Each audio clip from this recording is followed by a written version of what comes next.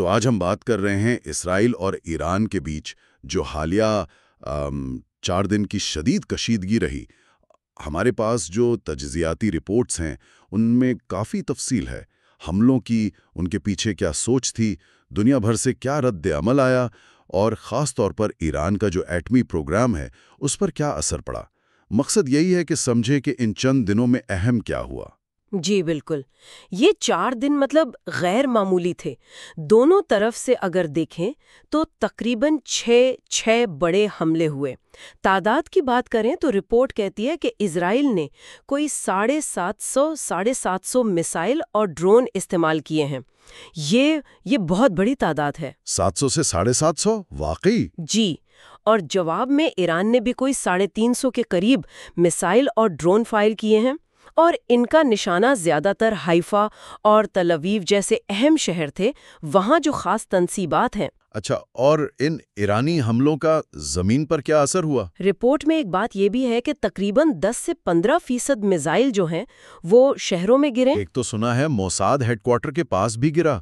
جی، یہ بات رپورٹ ہوئی ہے، اور یہ بھی دلچسپ ہے کہ اسرائیل نے فوراً ان حملوں کی ویڈیوز وغیرہ پر پابندی لگا دی۔ ہاں، شاید وہ نہیں چاہتے تھے کہ لوگوں میں خوف پھیلے یا… بالکل، اندرونی طور پر معاملے کو قابو میں رکھنے کی کوشش ہو سکتی ہے۔ اچھا، دوسری طرف اسرائیل کی حکمت عملی دیکھیں، انہوں نے بھی کئی پہلوؤں سے کام کیا۔ رپورٹ کہتی ہے کہ تہران تک ان کی رسائی ہوئی اور ایران کے کوئی 20 سینئر فوجی کمانڈر مارے گئے۔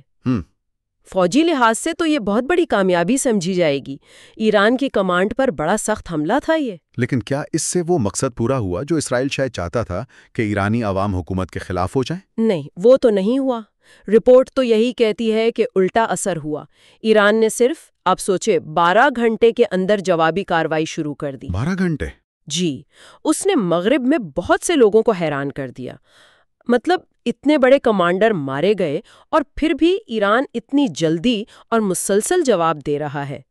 اس سے ایک تو ایران کی اپنی صلاحیت کا اندازہ ہوا، اور دوسری طرف رپورٹ کے مطابق اسرائیل کی کمزوریاں بھی سامنے آئیں۔ کمزوریاں کس قسم کے؟ خاص طور پر ان کا میزائل ڈیفنس سسٹم، اس پر بہت زیادہ دباؤ پڑا ہوگا، اور پھر نتنیاہو کا فاکس نیوز پر جا کر امریکہ سے مدد مانگنا، وہ بھی اسی دباؤ کو ظاہر کرتا ہے۔ اچھا، اور عالمی سطح پر کیا ہو رہا تھا؟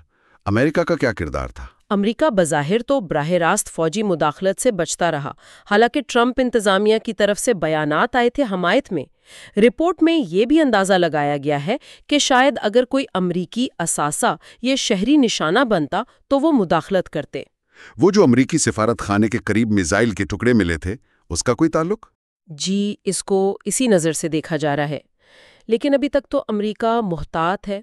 البتہ برطانیہ زیادہ فعال نظر آ رہا ہے۔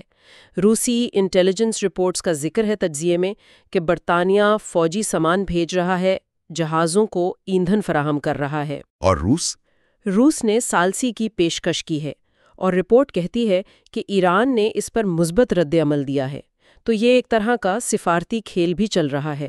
اور ان سب چیزوں کے درمیان وہ جو ایٹمی معاملہ ہے، ایران کے ایٹمی پلانٹس نتنز اور فردو، ان پر حملوں کی خبریں آئیں؟ جی، نتنز پر حملے کی تو اطلاعات ہیں، وہ تو زمین پر ہی ہے، لیکن زیادہ فکر کی بات فردو ہے۔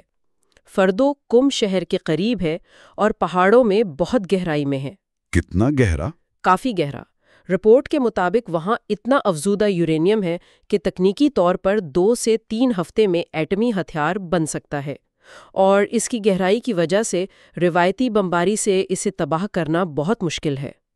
ایک تیسرا پلانٹ بھی ہے، کوہا کولونگ کے نیچے، جس کا اعلان نہیں کیا گیا، وہ تو اس سے بھی زیادہ گہرا بتایا جاتا ہے۔ تو یہی اصل ڈر ہے مغربی طاقتوں کو کہ ایران بالکل ایٹمی ہتھیار بنانے کے قریب ہے۔ فردو پر حملے کی خبر تو ہے، لیکن کتنا نقصان ہوا اس کا اندازہ لگانا مشکل ہے کیونکہ وہ اتنا نیچے ہے۔ بالکل، اور اسی غیر یقینی صورتحال میں ایران نے دھمکی بھی دے دی ہے کہ اگر حملے جاری رہے تو وہ NPT یعنی جوہری عدم پھیلاؤ کے معاہدے سے نکل جائے گا۔ اگر وہ نکل گئے تو تجزیہ کار کہتے ہیں کہ شاید 1 مہینے میں بم بنا لیں۔ کچھ تو یہ بھی کہتے ہیں کہ کیا پتہ ایران نے خفیہ طور پر بنا بھی لیا ہو۔ یہ تو بہت سنگین صورتحال ہے۔ جی، اور اس کے معاشی اثرات بھی ہیں۔ اسرائیل کے لیے یہ میزائل روکنا بہت مہنگا پڑ رہا ہے۔ رپورٹ میں اندازہ ہے کہ ہر 100 ایرانی میزائلوں پر کوئی $500 سے $600 ملین کا خرچہ آیا۔ 500 سے 600 ملین ڈالر؟ جی، اور بن گوریون ایئرپورٹ کا بند ہونا وہ الگ معاشی نقصان ہے۔ تو یہ دباؤ بھی ہے کہ جنگ بندی کی جائے۔ اور ایران پر کیا معاشی اثرات ہوئے؟ ان کے انفراسٹرکچر کو نقصان تو ہوا ہے، ظاہر ہے، لیکن رپورٹ یہ کہتی ہے کہ عوام، چاہے حکومت کے حامی ہوں یا مخالف، وہ بیرونی مداخلت کے خلاف ہیں اور اپنے ایٹمی پروگرام پر سمجھوتا نہیں کرنا چاہتے۔ انہوں نے امریکی ثالثی بھی مسترد کر دی ہے۔ تو خلاصہ یہ ہے کہ ان 4 دنوں نے دکھایا کہ ایران کی جوابی صلاحیت توقع سے زیادہ نکلی۔ اسرائیل پر فوجی اور معاشی دباؤ بہت بڑھ گیا ہے، اور سب سے اہم، ایران کا ایٹمی پروگرام اب ایک نئے، شاید زیادہ خطرناک موڑ پر آ گیا ہے۔ جی بالکل، اور یہ ہمیں ایک بہت مشکل سوال کے سامنے لا کھڑا کرتا ہے۔ دیکھیں، فردو جیسی جگہ جو اتنی محفوظ اور گہری ہے، وہاں اصل میں کتنا نقصان ہوا یہ جاننا تقریباً ناممکن ہے، اور ساتھ میں ایران کی NPT سے نکلنے کی دھمکی بھی ہے۔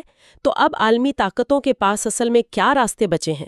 ایران کو ایٹمی ہتھیار بنانے سے کیسے روکا جائے بغیر پورے خطے کو ایک بڑی تباہ کن جنگ میں دھکیلے؟